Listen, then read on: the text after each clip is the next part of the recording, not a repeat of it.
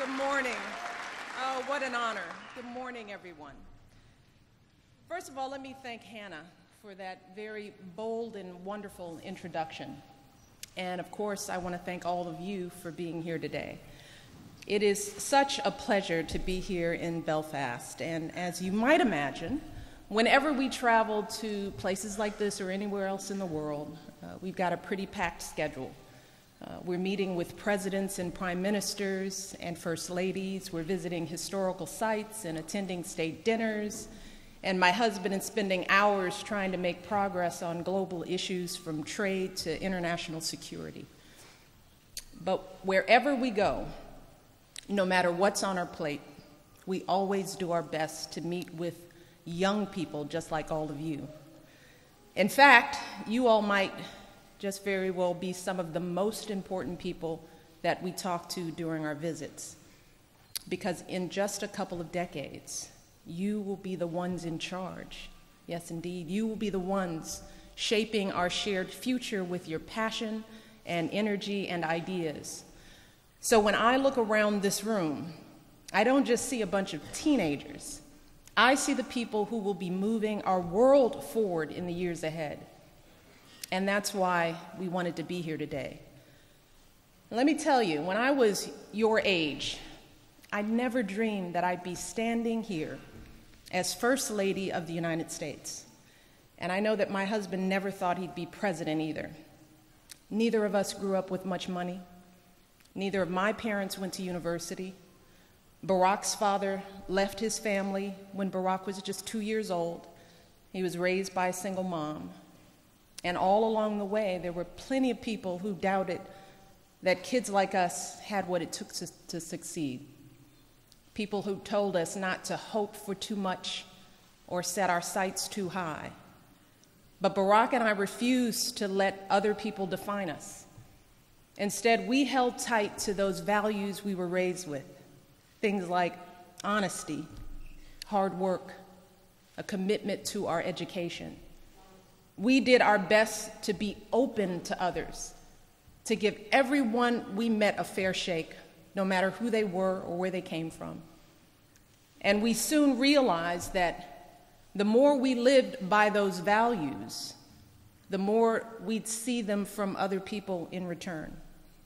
We saw that when we reached out and listened to somebody else's perspective, that person was more likely to listen to us. If we treated a classmate with respect, they treat us well in return. And that's sort of how we became who we are today. That's how we learned what leadership really means. It's about stepping outside of your comfort zone to explore new ideas. It's about rising above old divisions. It's about treating people the way you want to be treated in return. And as young people, you all are in a very powerful position to make some of those same choices yourselves. You have the freedom of an open mind. You have a fresh perspective that can help you find solutions to age-old problems. And with today's technology, you can connect with other young people from all over Northern Ireland and all around the world. So right now, you've got a choice to make. You've got to decide how you're going to use those advantages and opportunities to build the lives you dream of. Because that decision will determine not only the kinds of people you'll become, but also the kinds of communities you'll live in, the kind of world we'll all share together. And standing here with all of you today, I have never felt more optimistic. Let me tell you, because time and again I have seen young people like all of you choosing to work together, choosing to lift each other up, choosing to leave behind the conflicts and prejudices of the past and create a bright future for us all. And that's what's so powerful about your generation. And again, that's why we're here today. Because we want you to know that we believe in each and every one of you. That is exactly why we're here. We believe that you all have the ability to make a mark on this world that will last for generations to come. So we are so proud of you. We expect great things. So with that, I think it would be a good opportunity for me to introduce someone who accompanied me here today, as I let him travel with me every now and then. But he is someone who is just as excited and delighted to deliver a message of encouragement and support to all of you. My husband, the President of the United States, Barack Obama.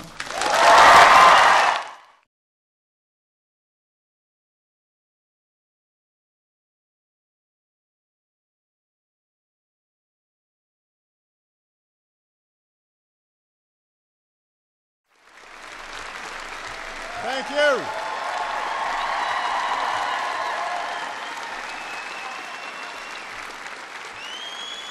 Thank you so much. Thank you. Hey. Thank you very much. Thank you. Thank you. Please be seated, please. Well, hello, Belfast. Hello, Northern Ireland. You now know why it's so difficult to speak after Michelle. She's better than me. But on behalf of both of us, thank you so much for this extraordinarily warm welcome. And I want to thank Hannah for introducing my wife. We had a chance to speak with Hannah backstage, and she's an extraordinary young woman who I know is going to do even greater things in years to come. I want to thank two men who I've hosted at the White House on many a St. Patrick's Day for their warm welcome. First Minister Peter Robinson and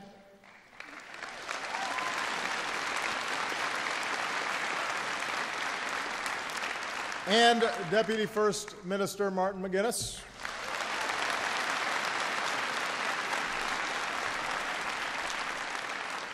I spend the whole year trying to unite Washington around things, and they come to visit on St. Patrick's Day, and they do it in a single afternoon. I want to thank the Secretary of State for Northern Ireland, Theresa Villiers.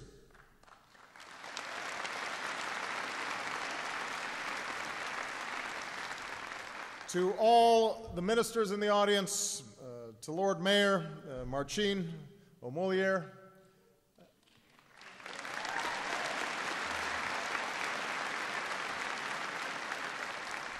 and I want to thank all the citizens of Belfast and Northern Ireland for your hospitality.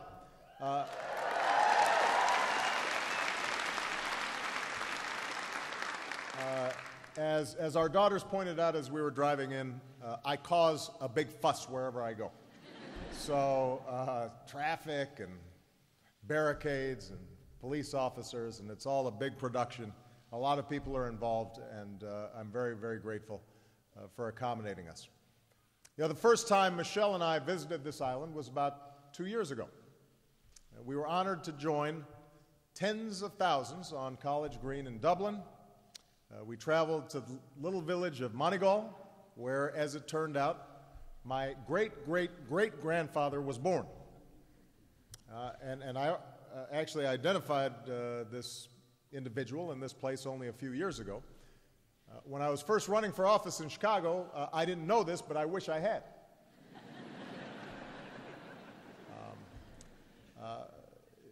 When I was in Chicago, as I was campaigning, they'd look at my last name, and they'd say, "Oh, there's an Obama from the homeland running on the South Side, so he must be Irish, but I've never heard the Gaelic name Barack." But it pays to be Irish in Chicago. So while we were in Moneygall, I had a chance to meet my 8th cousin, Henry, who's also known as Henry VIII. We knew he was my cousin because his ears flapped out, just like mine.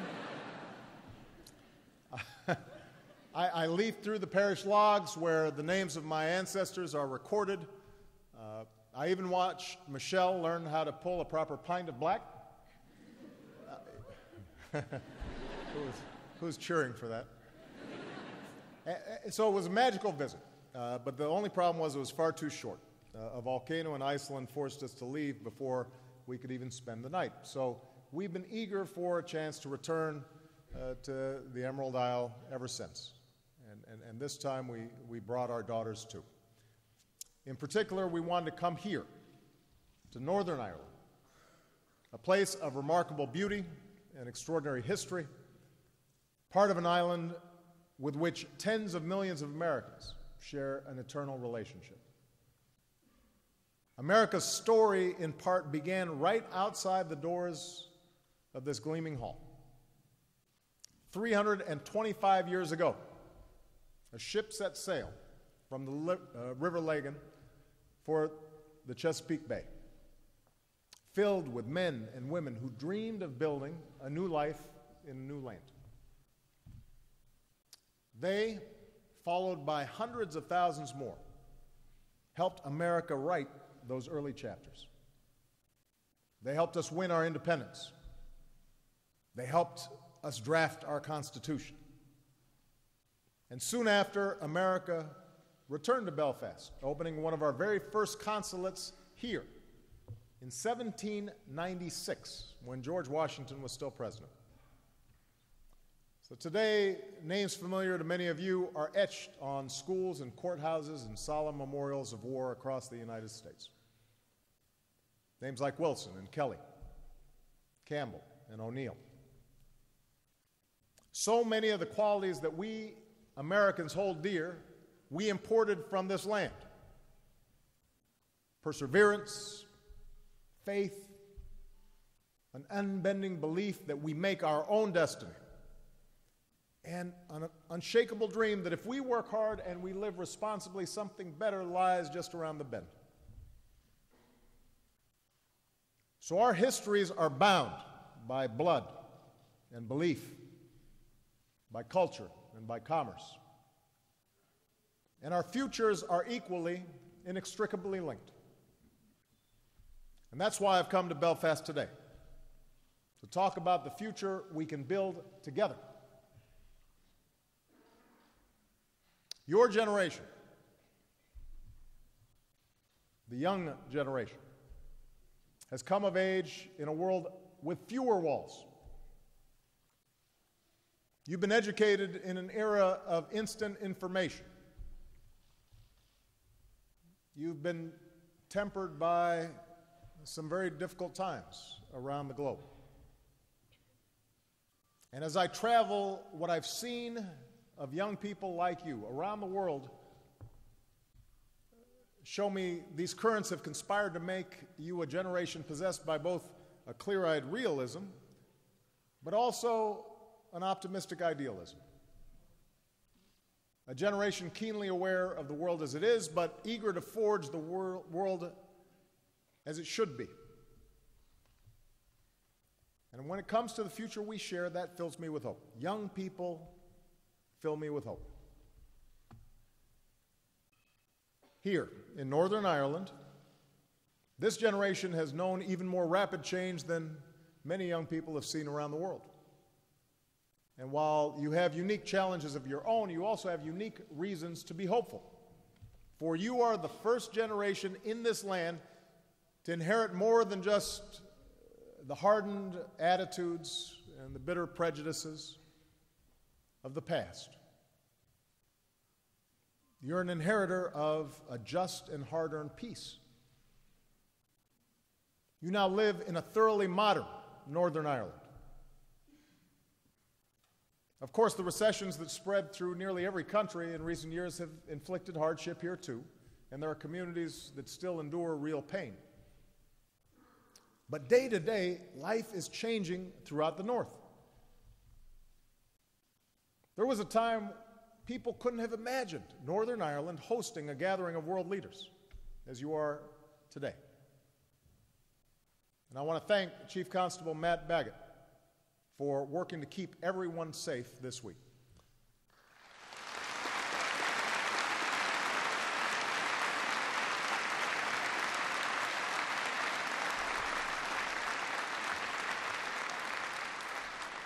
Northern Ireland is hosting the World Police and Fire Games later this year.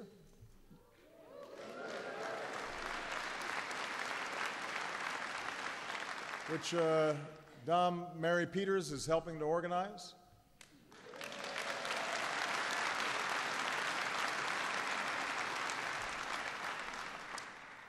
Golf fans like me had to wait a long 6 decades for the Irish Open to return to the North last year.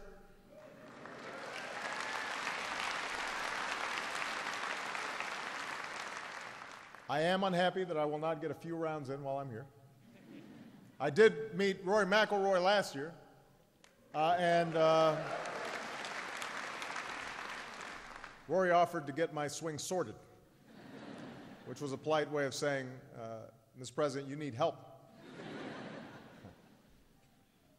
None of that would have been imaginable a generation ago. And Belfast is a different city. Once abandoned factories are rebuilt, former industrial sites are reborn. Visitors come from all over to see an exhibit at the MAC, a play at the Lyric, a concert here at Waterfront Hall. Families crowd into pubs in the Cathedral Quarter to hear trot. Students lounge at cafes, asking each other, "What's the crack?" Right? Hey!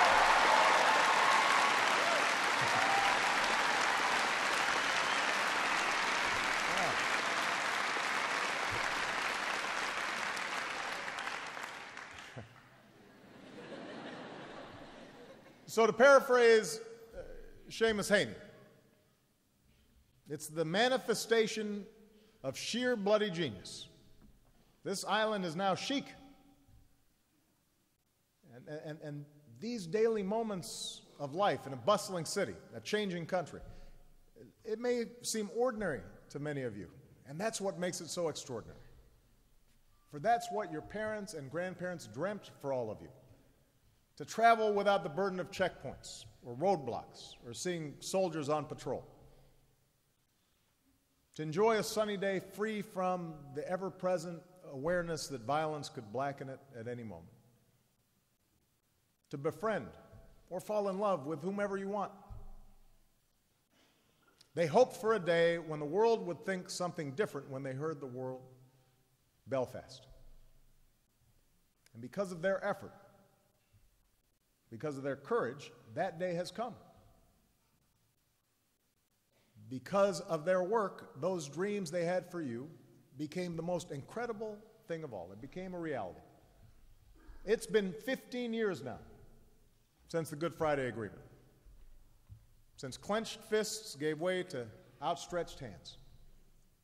And the people of this island voted in overwhelming numbers to see beyond the scars of violence and mistrust, and to choose to wage peace. Over the years, other breakthroughs and agreements have followed. That's extraordinary, because for years, few conflicts in the world seemed more intractable than the one here in Northern Ireland. So that when peace was achieved here, it gave the entire world hope. The world rejoiced in your achievement, especially in America. Pubs from Chicago to Boston were scenes of revelry. Folks celebrating the hard work of Hume and Trimble and Adams and Paisley and so many others. In America, you helped us transcend our differences, because if there's one thing on which Democrats and Republicans in America wholeheartedly agree, is that we strongly support a peaceful and prosperous Northern Ireland. But, as all of you know, all too well, for all the strides that you've made, there's still much work to do. There's still people who haven't reaped the rewards of peace. There are those who aren't convinced that the effort is worth it. There are still wounds that haven't healed, and communities where tensions and mistrust hangs in the air. There are walls that still stand. There are still many miles to go.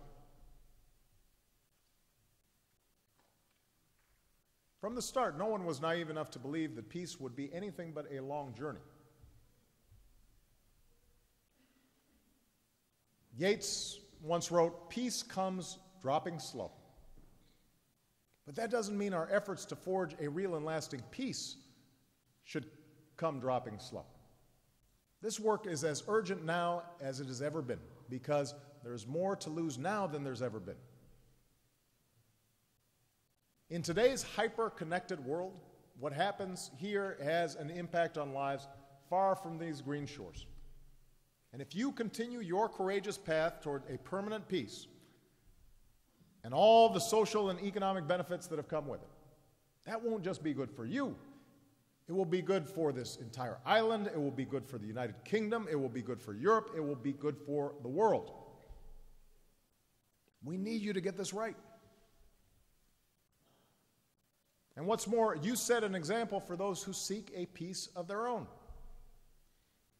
Because beyond these shores, right now, in scattered corners of the world, there are people living in the grip of conflict. Ethnic conflict, religious conflict, tribal conflicts. And they know something better is out there. And they're groping to find a way to discover how to move beyond the heavy hand of history, to put aside the violence. They're studying what you're doing. And they're wondering, perhaps if Northern Ireland can achieve peace, we can too. So you're their blueprint to follow. You're their proof of what is possible. Because hope is contagious. They're watching to see what you do next. Now, some of that is up to your leaders. As someone who knows firsthand how politics can encourage division and discourage cooperation, I admire the Northern Ireland Executive and the Northern Ireland Assembly all the more for making power sharing work. That's not easy to do. It requires compromise. And it requires absorbing some pain from your own side. So I applaud them for taking responsibility for law enforcement and for justice, and I commend their effort to building a united community. Important next steps along your transformational journey. Because issues like segregated schools and housing, lack of jobs and opportunity, symbols of history that are a source of pride for some and pain for others, these are not tangential to peace, they are essential to it. If towns remain divided, if Catholics have their schools and buildings and Protestants have theirs, if we can't see ourselves in one another, if fear or resentment are allowed to harden, that encourages division. It discourages cooperation. Ultimately, peace is not just about politics. It's about attitudes. It's about a sense of empathy. It's about breaking down the divisions that we create for ourselves in our own minds and our own hearts that don't exist in any objective reality, but that we carry with us generation after generation. And I know because America, we too, have had to work hard over the decades, slowly, gradually, sometimes painfully, in fits and starts, to keep perfecting our union. 150 years ago, we were torn open by a terrible conflict. Our Civil War was far shorter than the Troubles, but it killed hundreds of thousands of our people. And of course, the legacy of slavery endured for generations. Even a century after we achieved our own peace, we were not fully united. When I was a boy, many cities still had separate drinking fountains and lunch counters and washrooms for blacks and whites. My own parents' marriage would have been illegal in certain states. Someone who looked like me often had a hard time casting a ballot, much less being on a ballot. But over time, laws changed, and hearts and minds changed. Sometimes driven by courageous lawmakers, but more often driven by committed citizens. Politicians oftentimes follow rather than lead. And so, especially young people, help to push and to prod and to protest. And to make common cause with those who did not look like them. And that transformed America, so that Malia and Sasha's generation, they have different attitudes about differences and race than mine, and certainly different from the generation before that. And each successive generation creates a new space for peace and tolerance and justice and fairness. And while we have work to do in many ways, we have surely become more tolerant and more just and more accepting, more willing to see our diversity in America not as something to fear, but as something to welcome, because it's a source of our national strength. So as your leaders step forward to address your challenges through talks by all parties, they'll need you, young people, to keep pushing them, to create a space for them, to change attitudes. Because ultimately, whether your communities deal with the past and face the future united, together, isn't something you have to wait for somebody else to do. That's a choice you have to make right now. It's within your power to bring about change. Whether you are a good neighbor to someone from the other side of past battles, that's up to you. Whether you treat them with the dignity and respect they deserve, that's up to you. Whether you let your kids play with kids who attend a different church, that's your decision. Whether you take a stand against violence and hatred and tell extremists on both sides that no matter how many times they attack the peace, they will not succeed, that is in your hands. And whether you reach your own outstretched hand across dividing lines, across peace walls, to build trust in a spirit of respect, that's up to you. The terms of peace may be negotiated by political leaders, but the fate of peace is up to each of us.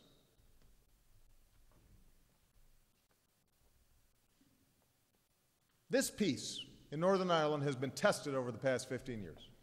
It's been tested over the past year. It will be tested again.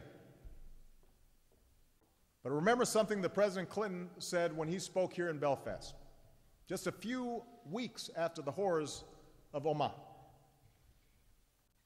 That bomb, he said, was not the last bomb of the Troubles. It was the opening shot of a vicious attack on the peace. And whenever your peace is attacked, you will have to choose whether to respond with the same bravery that you've summoned so far, or whether you succumb to the worst instincts, those impulses that kept this great land divided for too long. You'll have to choose whether to keep going, forward, not backwards. And you should know that so long as you are moving forward, America will always stand by you as you do. We will keep working closely with leaders in Stormont, Dublin, and Westminster to support your political progress. We'll keep working to strengthen our economies, including through efforts like the broad economic initiative announced on Friday to unlock new opportunities for growth and investment between our two countries' businesses, because jobs and opportunity are essential to peace. Our scientists will keep collaborating with yours in fields like nanotechnology and clean energy and healthcare that make our lives better and fuel economic growth on both sides of the Atlantic. Because progress is essential to peace. And because knowledge and understanding is essential to peace, we will keep investing in programs that enrich both of us.